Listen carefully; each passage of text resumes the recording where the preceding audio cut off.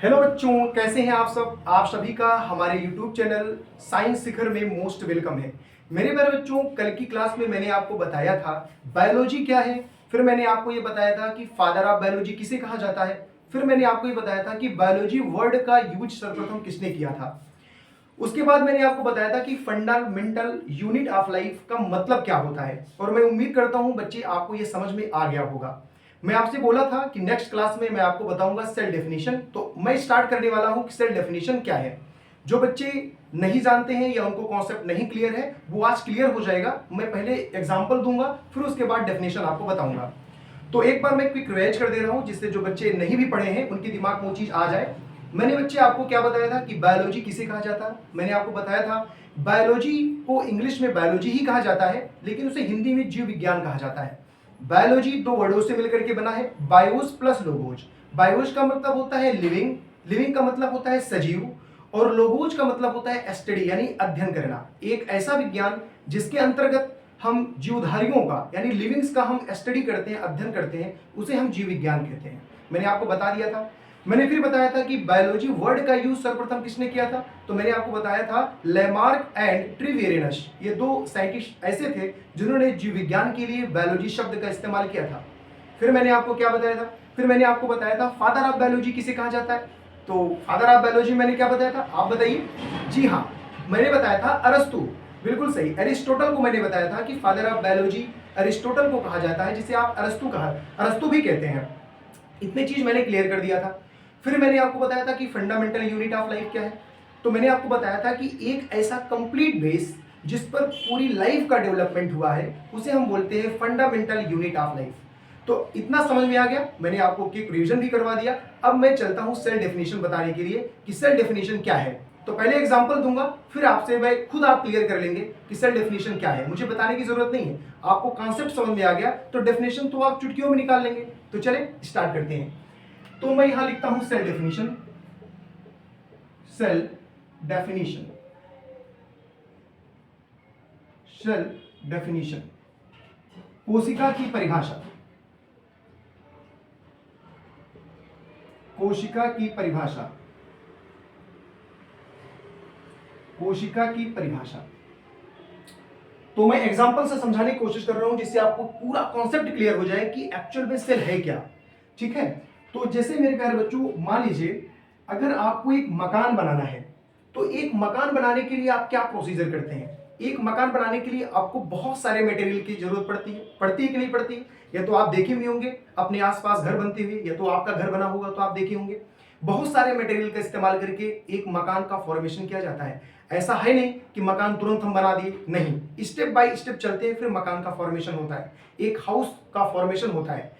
तो वो हाउस का फॉर्मेशन कैसे होता है आपको पता होगा, लेकिन चूंकि मुझे लिंक करके बताना है, जोड़ के बताना है, इसलिए मैं आपको सिस्टमैटिक तरीके से बताता हूं जिससे आपका कॉन्सेप्ट क्लियर हो जाए। हमें एक मकान बनाना है, हमें एक हाउस का फॉर्मेशन करना है। तो हमें एक हाउस की फॉर्मेशन करने के लिए सबसे बेसिक नीड्स क्या है। हमें अगर एक हाउस बनाना है तो हमारी बेसिक नीड्स क्या है। बेसिक नीड्स ये है कि इसमें सारे मटेरियल का मैं इस्तेमाल करूंगा तब जाके मकान बनेगा। लेकिन इसमें जो बेसिक मटेरियल है जिनके बिना मकान नहीं बनाया जा सकता वो क्या है बताइए। वो ईंट है, बिल्कुल सही। वो क्या है, ईंट। तो सबसे पहले क्या करेंगे, हम ईंट लेंगे, ब्रिक्स लेंगे। ब्रिक लेने के बाद फिर क्या करेंगे, हम एक ईंट के ऊपर एक ईंट, एक ईंट के ऊपर एक ईंट, ऐसे क्या करते हैं, हम ऐसे कंटिन्यूअस इसको क्या करते हैं, जोड़ते चले जाते हैं। तो जब आप एक के ऊपर एक करते जोड़ते चले जाते हैं तो आप देखते होंगे एक दीवार का फॉर्मेशन हो जाता है, एक वॉल का फॉर्मेशन हो जाता है। तो ईंट ईंट को जोड़ करके आपने क्या बना लिया, दीवार। तो यहां पर आपने क्या बनाया, दीवार। इसे हम इंग्लिश में बोलेंगे वॉल। तो अब देखिए वॉल बन गया, ईंट से क्या बन गया, वॉल बन गया। अब क्या करेंगे आप, इस दीवार जो हमारा वॉल बना है इसे थोड़ा सा सिस्टमैटिक करेंगे तो ये क्या बन जाएगा, रूम बन जाएगा। इसमें क्या बन जाएगा, फिर रूम बन जाएगा। रूम, तो रूम ही लिख दे रहा हूं, रूम बन गया। क्योंकि दीवार को चारों तरफ से जब आप खड़ा कर देंगे यानी उठा देंगे चारों तरफ से दीवार, तो क्या बन जाएगा, वो रूम ही तो कहलाता है। उसके बाद आपको करना क्या है, उसके बाद अब आप थोड़ा सा और सिस्टमैटिक जब कर देंगे इसे तो एक मकान का फॉर्मेशन हो जाता है, एक मकान का फॉर्मेशन हो जाता है। तो एक मकान बनाने के लिए आपने क्या किया, पहले ईंट का इस्तेमाल किया, फिर आपने दीवार उससे बनाया, फिर उससे एक रूम बनाया, फिर फाइनली जाकर आपका मकान बना। तो इसी तरीके से सेम हमारा सेल भी वर्क करता है। हमारे बॉडी के फॉर्मेशन के लिए भी बेसिक नीड्स या बेसिक जो कंपोनेंट होता है वो हमारा सेल होता है। यहां पर एक मकान की फॉर्मेशन के लिए जो हमारा बेसिक कंपोनेंट है या हमारा जो फंडामेंटल यूनिट है वो हमारा ईंट है। लेकिन एक लाइफ के क्रिएशन के लिए, एक लाइफ के डेवलपमेंट के लिए जो हमारा फंडामेंटल यूनिट होता है वो होता है सेल। अब मैं रिलेट करता हूं, आप देखिए कि एक ह्यूमन बॉडी ही नहीं, हमारे इस धरती पर जितने भी लिविंग्स हैं सबका जो डेवलपमेंट होता है वो इसी ही तरीके से होता है, सेल से ही होता है। तो देखिए अगर हमको एक ह्यूमन बॉडी बनानी है तो ह्यूमन बॉडी के लिए क्या करना है? ह्यूमन बॉडी के लिए सबसे पहले सेल की जरूरत पड़ेगी। तो फर्स्ट स्टेप क्या होगा? सेल, जिसे हम कहते हैं कोशिका, इसे हम क्या कहेंगे? कोशिका। अब इन सेल, ये सेल जब आपस में मिलेंगे, जैसे देखिए यहां पर हमने एक एक ईंट को सेल बोला था, तो जब एक ईंट के ऊपर दूसरी ईंट के ऊपर तीसरी ईंट जब मैं जोड़ते चला गया तो मैंने क्या बना दिया? दीवार। अब जब ये सेल जुड़ेंगे आपस में, ये जब सेल आपस में जुड़ेंगे तो ये बना देंगे टिश्यू। तो जो सेकंड स्टेप आएगा वो बन जाएगा टिश्यू। क्या बन जाएगा? टिश्यू। इसे हम हिंदी में कहते हैं ऊतक। ऊतक बन गया। अब ये टिश्यू जब आपस में जुड़ेंगे तो ये बना देंगे ऑर्गन। क्या बना देंगे बच्चे? ऑर्गन बना देंगे। तो मैंने यहां पर लिखा ऑर्गन। ऑर्गन का मतलब होता है अंग का निर्माण हो जाएगा, अंग बना देंगे। फिर ये अंग, ये जो ऑर्गन है, ये आपस में मिलेंगे तो एक सिस्टम बना देंगे जिसे हम तंत्र कहते हैं। क्या बना देंगे? एक सिस्टम बना देंगे। एक सिस्टम बना देंगे जिसे हम कहते हैं तंत्र। उसके बाद फाइनली हमारी बॉडी का विकास हो जाता है, हमारे बॉडी का डेवलपमेंट हो जाता है। तो देखिए सेम इसी पैटर्न पे भी हमारी लाइफ का जो यहाँ फॉर्मेशन हो रहा है। जैसे पहले ईंट यहाँ पर था तो यहाँ पर सेल था, यहाँ पर दीवार था तो यहाँ पर टिश्यू था, यहाँ पर रूम बना तो यहाँ पर ऑर्गन आया, रूम को और सिस्टमेटिक कर दिए तो ये मकान बन गया, और यहाँ से इस पे और सिस्टमेटिक किए सिस्टम बना, और सिस्टम से बॉडी का फॉर्मेशन हो गया। अब अगर मैं पूछूं कि बॉडी का सबसे छोटे यूनिट यानी जो बेसिक यूनिट है जिसे हम कहते हैं फंडामेंटल यूनिट, वो क्या है? तो आप कहेंगे सेल है, कोशिका है, क्योंकि कोशिका एक ऐसा आधार है जिस पर पूरी लाइफ का डेवलपमेंट हुआ है। मकान का बेसिक यूनिट क्या है? ईंट है, क्योंकि ईंट एक ऐसा यूनिट है जिसे जोड़ जोड़ करके आपने मकान का निर्माण किया है। तो आपको इस कॉन्सेप्ट से क्लियर हो गया होगा कि एक्चुअल में सेल है क्या। तो अब मैं आपको समझाता हूं। आप कहेंगे सर सेल के बाद टिश्यू, टिश्यू का मतलब समझते हैं, जब सारे सेल आपस में मिलेंगे ना तो ये टिश्यू बन जाएंगे। हम अपने इस बॉडी, अपने हाथ पैर कहीं से भी अगर थोड़ा सा भी स्किन लेना तो ये टिश्यू है, क्योंकि इसमें लाखों सेल्स प्रेजेंट है, तो इसे हम क्या बोलेंगे? टिश्यू बोलेंगे। ये टिश्यू जब मिलेंगे ना तो हमारे ऑर्गन बना देंगे, हमारे अंग बन जाएंगे। हाथ, कान, नाक, पाँव, ये सबके सब हमारे क्या है? ऑर्गन है। इन सारे ऑर्गन का डेवलपमेंट हो जाएगा, और फिर उसके बाद हमारा तंत्र बनेगा, क्योंकि हमारे बॉडी में फंक्शन करने के लिए बहुत सारे सिस्टम की होना जरूरी है। हमारे जितने भी सेल होते हैं बच्चे, ये अलग अलग तरीके से एक्टिविटी परफॉर्म करते हैं। कोई डाइजेशन सिस्टम में पार्टिसिपेट करता है, डाइजेशन सिस्टम को परफॉर्म कर रहा होता है, तो कोई सर्कुलेटरी सिस्टम को परफॉर्म कर रहा होगा। तो इस तरीके से अलग अलग कोई रिप्रोडक्शन सिस्टम को परफॉर्म कर रहा है। तो जितने भी सिस्टम्स हमारी बॉडी में हैं, ये सेल ही होते हैं जो इन एक्टिविटीज को परफॉर्म करते हैं। समझिएगा, इन्हीं को हम कहते हैं system. Circulatory system, reproduction system, respiratory system, ये हमारा जो जितने भी सिस्टम्स हैं वही, उसी को हम बोला जाता है तंत्र, उसी को बोला जाता है सिस्टम। उसके बाद हमारे बॉडी का फॉर्मेशन हो जाता है।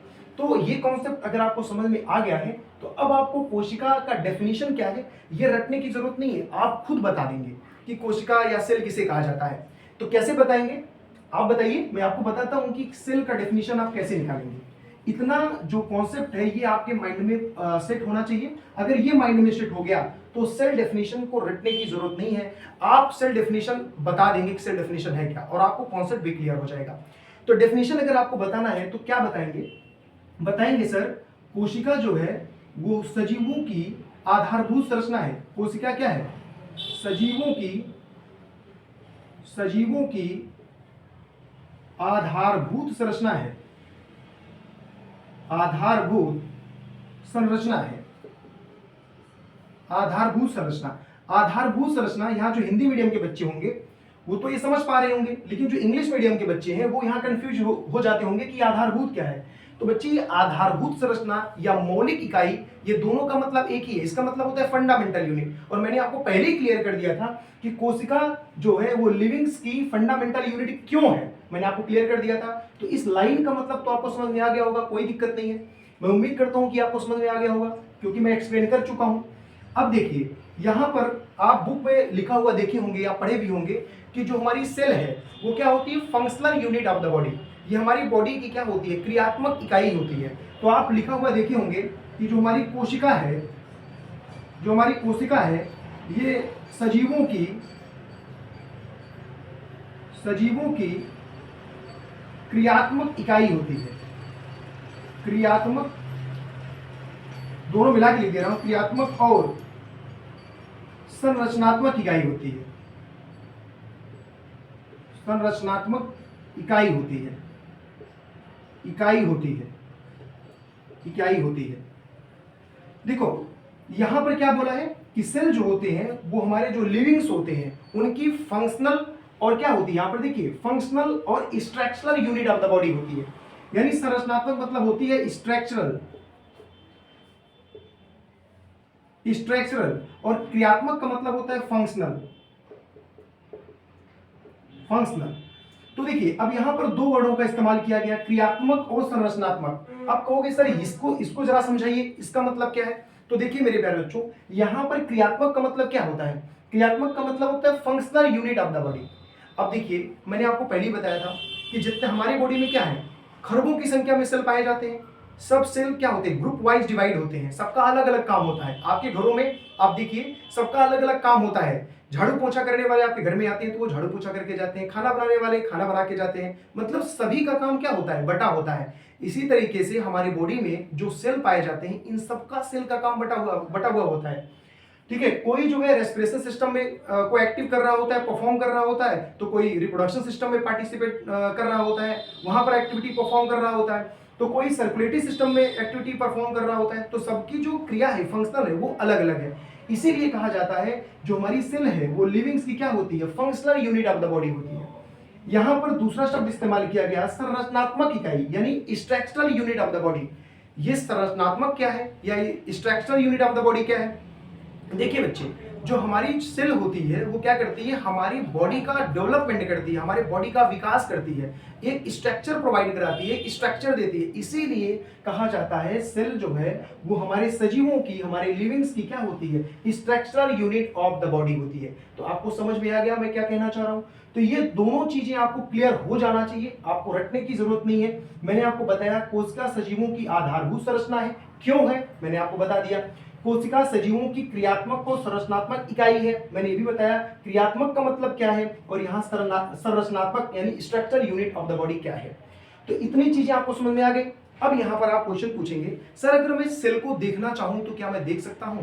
तो नहीं बच्चे, सेल को आप नहीं देख सकते। क्यों नहीं देख सकते। आप कहेंगे सर जो है अगर मैं देखना चाहूं तो मैं देख सकता हूं। तो मैं आपसे बताता हूं बच्चे कि आप नहीं देख पाएंगे। क्यों नहीं देख पाएंगे, क्योंकि ये बहुत ही छोटे होते हैं, इतने छोटे होते हैं कि हमारी आंख की क्षमता ही नहीं है इतने सूक्ष्म चीजों को देखने के लिए, क्योंकि ये माइक्रोन में होते हैं और हमारी आंख की इतनी क्षमता नहीं है कि मैं इसे देख पाऊं। आप नेक्ड आई से नहीं देख सकते। अब आप कहेंगे साहब अगर नेक्ड आई से मैं नहीं देख सकता तो चश्मा लगा के देख लो। नहीं मेरे प्यारे बच्चों, क्योंकि चश्मे में भी उतनी क्षमता नहीं है कि आप उस सेल को देख पाओ। सेल को देखने की क्षमता चश्मे में भी नहीं है। आप बोलोगे सर तब कैसे देखेंगे। तो इसको देखने के लिए इंस्ट्रूमेंट का इस्तेमाल किया जाता है जिसे हम कहते हैं माइक्रोस्कोप। हिंदी में इसे कहते हैं सूक्ष्मदर्शी। देखिए इसे हिंदी में कहते हैं सूक्ष्मदर्शी, सूक्ष्मदर्शी जिसे हम कहते हैं सूक्ष्मदर्शी, इंग्लिश में कहते हैं माइक्रोस्कोप, माइक्रोस्कोप। देखिए बच्चे, ये एक प्रकार का इंस्ट्रूमेंट होता है जिसके माध्यम से हम जो छोटे छोटे जीव होते हैं उनको ये देखने के काम में आता है।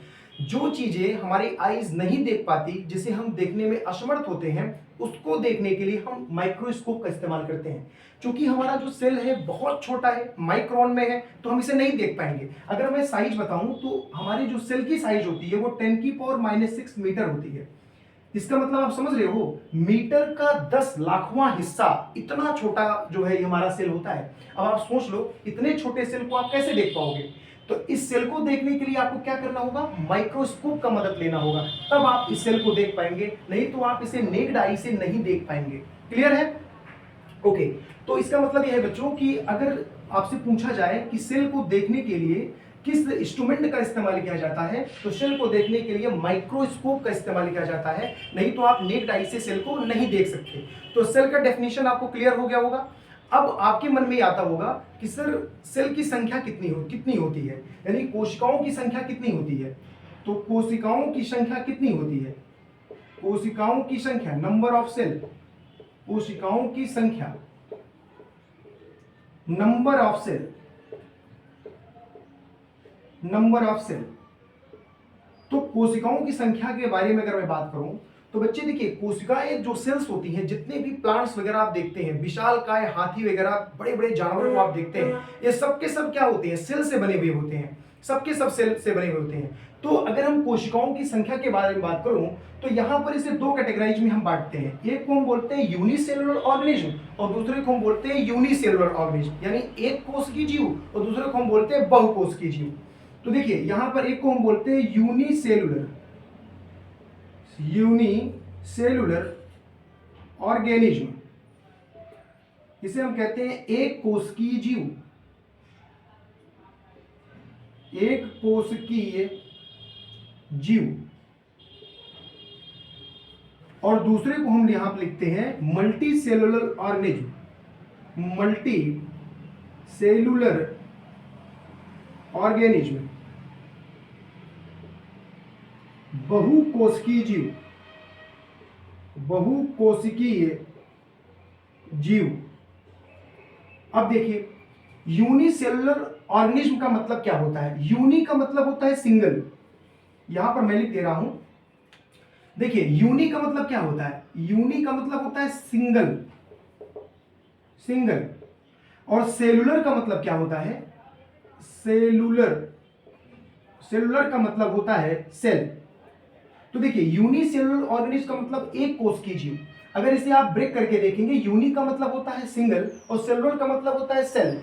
एक ऐसा जीव जो सिंगल सेल से बना हो उसे हम कहते हैं यूनिसेलुलर ऑर्गेनिज्म, यानी एक कोश की जीव। अब क्लियर हो गया, यूनि का मतलब होता है सिंगल, सेलुलर का मतलब होता है सेल। एक ऐसा जीव जो एक कोशिका से बना हो, सिंगल सेल से बना हो, उसे हम कहते हैं एक कोश की जीव। एग्जाम्पल के तौर पे अमीबा, अमीबा जो होता है, एग्जाम्पल के तौर पे आप देखेंगे amoeba, amoeba, paramecium, paramecium, paramecium और बैक्टीरिया, बैक्टीरिया, बैक्टीरिया, ये सब क्या होते हैं, सिंगल सेल्ड होते हैं। इनकी जो कोशिका होती है वो एक सेल से बनी हुई होती है। तो अगर आपके एमसीक्यूज में या आपके एग्जाम वगैरह में अगर आपसे पूछा जाए कि यूनिसेलुलर ऑर्गेनिज्म किसे कहते हैं, तो आप बताएंगे एक ऐसा जीव जो केवल एक सेल से बना हो, जो सिंगल सेल से बना हो, उसे हम कहते हैं यूनिसेलुलर ऑर्गेनिज्म, यानी एक कोश की जीव। इसी तरीके से मल्टी सेलुलर क्या होता है, मल्टी का मतलब होता है कई सारे, सेलुलर का मतलब होता है सेल, यानी ऐसे जीव जो कई सारे सेलों से मिलकर के बने हुए होते हैं उन्हें हम कहते हैं मल्टी सेलुलर ऑर्गेनिज्म, यानी बहुकोशिकीय जीव। अगर हम इसके एग्जाम्पल देखें तो यहाँ पर जैसे हम लोग हो गए, यानी ह्यूमन जो हो गए वो एक से एग्जाम्पल हो जाएंगे, ह्यूमन। उसके बाद हमारे जो पेड़ पौधे हो गए, ट्रीज, एनिमल, एनिमल, ये सब क्या हो गए, ये सब मल्टी सेलुलर ऑर्गेनिज्म हो गए, बहुकोशिकीय जीव हो गए। तो यहां पर आपको समझ में आ गया कोशिकाओं की संख्या क्या है। तो यहां पर दो कोशिकाओं, दो इसकी संख्या हम दो कैटेगरी में बांट करके मैंने यहां पर पढ़ा, दो में डिवाइड कर दिया। एक को बोलते हैं यूनिसेलुलर, एक को बोलते हैं मल्टी सेलुलर। देखिए एक कोशिकीय जीव और दूसरा होता है बहुकोशिकीय जीव। एक कोशिकीय जीव क्या होता है, जिनकी जो सेल होती है जो एक सेल से बने हुए होते हैं उनको एक कोशिकीय जीव कहते हैं, जो बहुत सारे सेल से बने हुए होते हैं उन्हें हम बहुकोशिकीय जीव कहते हैं। तो ये क्लियर हो गया आपको। अब यहाँ पे आप सब कहेंगे सर ये बहुकोशिकीय जीव कैसे बन जाता है। तो देखिए बच्चे, मैं आपको बताऊंगा कि आपको जब मैं रिप्रोडक्शन पढ़ाऊंगा तो उसमें मैं आपको बताऊंगा कि जब एग का फर्टिलाइजेशन होता है ना, तो वो सेल जो होता है वो क्या होता है, उसमें डिवाइड होता है, सेल में क्या होता है, डिवीजन, और मल्टीप्लिकेशन होगा तो नंबर ऑफ सेल्स बढ़ते जाते हैं।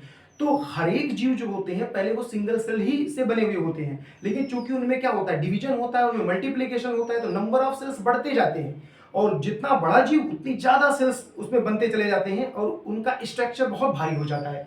तो इसी तरीके से क्या होगा, मल्टीपल सेल बनते हैं सिंगल सेल से, क्योंकि उसमें मल्टीप्लिकेशन होगा, डिवाइडेशन होगा, मतलब वो डिवाइड होंगे और नंबर ऑफ सेल्स क्या हो जाते हैं, बढ़ते चले जाते हैं। तो एग्जांपल जरूर ध्यान रखिएगा, क्योंकि एग्जांपल आपसे पूछा जाता है कि आप बताइए कि इनमें से कौन से बहुकोशिकीय जीव हैं और कौन से क्या हैं, एक कोशिकीय जीव हैं। तो एक कोशिकीय जीव में अमीबा, पैरामीशियम, बैक्टीरिया याद रखिएगा, और बस बहुकोशिकीय जीव में ह्यूमन, ट्रीज और एनिमल, ये याद रखिएगा। तो आपको पता हो गया कि कोशिकाओं की संख्या या नंबर ऑफ सेल्स कितने होते हैं। ओके, अब मैं चलते चलते मैं एक चीज आपको और बता दे रहा हूं कि फैक्ट के रूप में, हालांकि आपकी एनसीईआरटी में भी ये नहीं है, लेकिन मैं चाहूंगा कि आपको इसे जानना जरूरी है क्योंकि ये बहुत इंपॉर्टेंट है। अक्सर लोग आपसे पूछ लेते हैं या एग्जाम वगैरह जब देने जाएंगे तो ये पूछ लिया जाता है। क्या? सबसे पहले आपसे पूछा जा सकता है सेल का अध्ययन क्या कहलाता है। सेल जिसे हम कोशिका कहते हैं, सेल का अध्ययन क्या कहलाता है? सेल का अध्ययन क्या कहलाता है? तो याद रखिएगा, सेल का जो अध्ययन होता है उसे हम कहते हैं साइटोलॉजी। उसे क्या कह जाते हैं? साइटोलॉजी। देखिए, जो सेल होता है ना उसे हम इंग्लिश में बोलते हैं सेल, लेकिन इसका जो बायोलॉजिकल नेम है उसे हम बोलते हैं साइटो, और साइटो बोलते हैं। और लॉजी का मतलब होता है स्टडी यानी अध्ययन करना, यानी इसका सेल का जो अध्ययन किया जाता है उसे हम बोलते हैं साइटोलॉजी। तो आपसे पूछा जाता है सेलों का अध्ययन क्या कहलाता है? साइटोलॉजी कहलाता है। अब यहां पर कुछ फैक्ट है जिसे आपको ब्रैकेट बना के उसे नोट डाउन करना है। जैसे आपसे पूछा जाएगा वर्ल्ड का सबसे बड़ा सेल कौन सा है, वर्ल्ड का सबसे छोटा सेल कौन सा है, ह्यूमन बॉडी में सबसे बड़ा सेल कौन सा है, ह्यूमन बॉडी में सबसे छोटा सेल कौन सा है। उसके बाद आपसे पूछा जाएगा ऐसा कौन सा सेल है जिसमें सेल डिवीजन नहीं होता। फिर पूछा जाएगा ऐसा कौन सा सेल है जो बहुत तेजी के साथ रिकवरी करता है। तो ये छोटे छोटे पॉइंट है, इसको आप नोट कर लीजिए। अगर आपसे पूछा जाए वर्ल्ड लार्जेस्ट जो सेल है वो कौन सा है, तो वो होगा world largest cell. World largest cell जो होगा वो होता है शुतुरमुर्ग का अंडा, ऑस्ट्रिच एग, शुतुरमुर्ग का अंडा। तो आप देखे होंगे इस तरीके से शुतुरमुर्ग का अंडा होता है, इसका वेट लगभग होता है 1.5 kg। ये जो अंडा होता है ना ये सिंगल सेल्ड है, ये मत सोचिएगा कि छोटे छोटे सेलों से मिलकर के इतना बड़ा ये बना हुआ है, नहीं, ये सिंगल सेल्ड है। तो ये जो ऑस्ट्रिच एग है ये क्या है? वर्ल्ड लार्जेस्ट एग है, यानी पूरे विश्व में इससे बड़ी सेल और कोई नहीं है, वो यही है। दूसरी चीज आपसे पूछा जाएगा कि वर्ल्ड की सबसे छोटी सेल कौन सी है, तो वर्ल्ड की सबसे छोटी सेल है माइकोप्लाज्म। उसका क्या नाम है? माइकोप्लाज्म।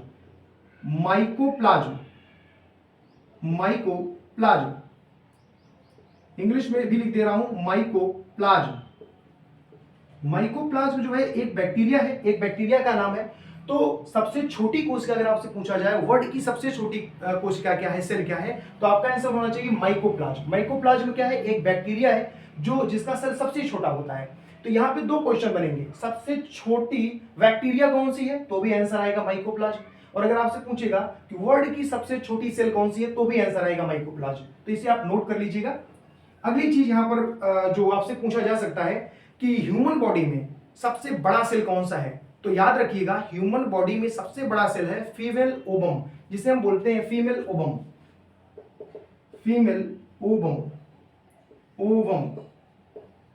फीमेल के बॉडी में बनने वाले जो अंडे होते हैं ना जिनको कहा जाता है ओवम।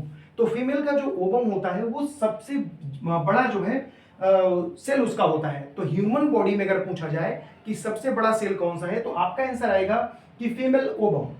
अगर आपसे पूछा जाए कि ह्यूमन बॉडी में सबसे छोटा सेल कौन सा है, तो आएगा मेल स्पर्म। यहां पर आएगा आंसर आपका मेल स्पर्म। इसे इंग्लिश में कहते हैं शुक्राणु, और ओवम को कहते हैं अंडाणु।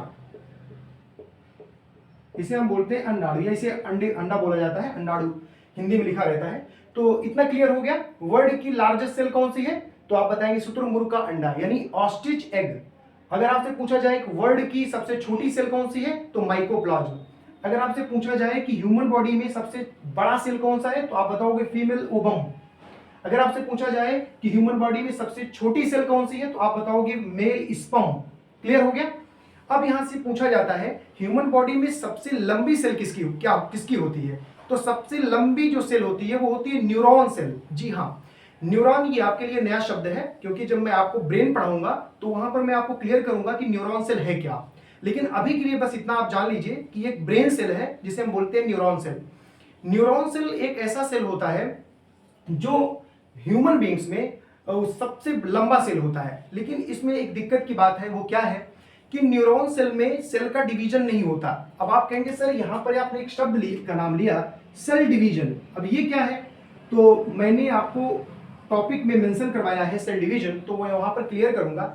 लेकिन चूंकि यहां मैंने नाम ले ही लिया है तो मैं आपको क्लियर कर देता हूं।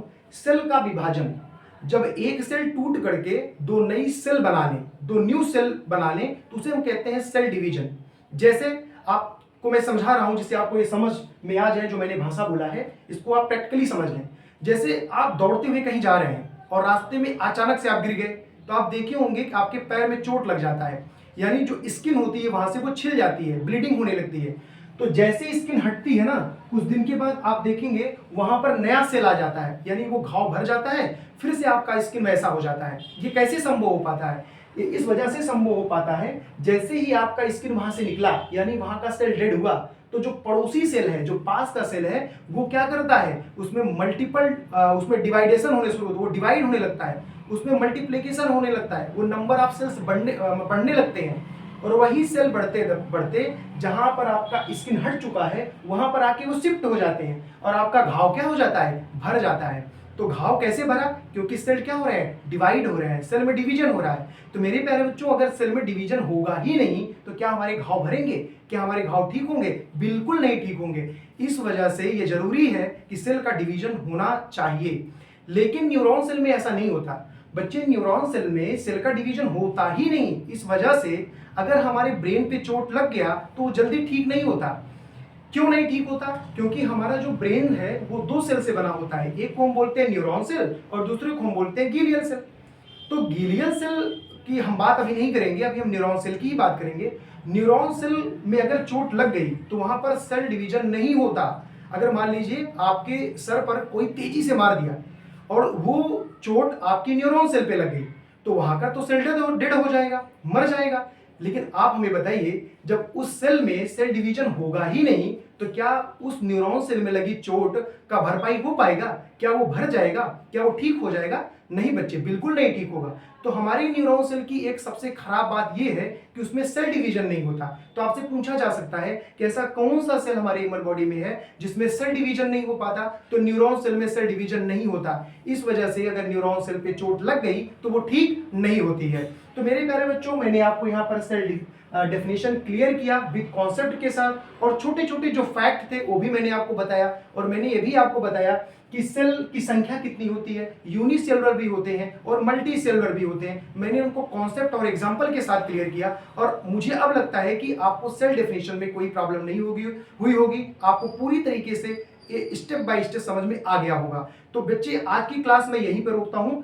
इसके पहले जो वीडियोज हमारे पड़े हुए हैं इंट्रोडक्शन के, जो बच्चे उस वीडियो को अभी तक नहीं देखे हैं, तो पहले आपको करना क्या है, हमारा चैनल आपको दिख रहा होगा साइंस शिखर, बगल में आपको रेड आइकन दिखा होगा, सब्सक्राइब का बटन दिख रहा होगा, आपको उस पर क्लिक करना है। क्लिक करके सब्सक्राइब करना है बच्चे। उसके बाद आपको जो है ऑल का बटन दबाना है, जिससे मैं जो भी वीडियोज यहाँ से अपलोड करूँ वो आप तक तुरंत पहुंच सके और आप कंटिन्यू हमारे वीडियो को वॉच कर पाए। तो सब्सक्राइब करने का कोई पैसा नहीं लगता, आपको मुझे सपोर्ट करने की जरूरत है, क्योंकि आप जब मुझे सपोर्ट करेंगे तभी मैं आपके लिए कुछ और बेहतर कर पाऊंगा। तो आपको पहले क्या करना है, पहले आपको सब्सक्राइब करना है, उसके बाद आपको हमारे चैनल पे जाना है और प्लेलिस्ट में मैंने ऑलरेडी प्रीवियस वीडियोस डाल दिया है, उसको वॉच करना है। जो बच्चे नहीं देखे हैं उसे जरूर देखें, तब जाकर इस क्लास को देखेंगे तो उनको पूरी तरीके से समझ में आएगा। तो बच्चे, आज की क्लास में यहीं पर एंड करता हूं, फिर मैं नेक्स्ट क्लास में आपको बताऊंगा कि सेल डिस्कवरी कैसी हुई है। थैंक यू बच्चे, टेक केयर।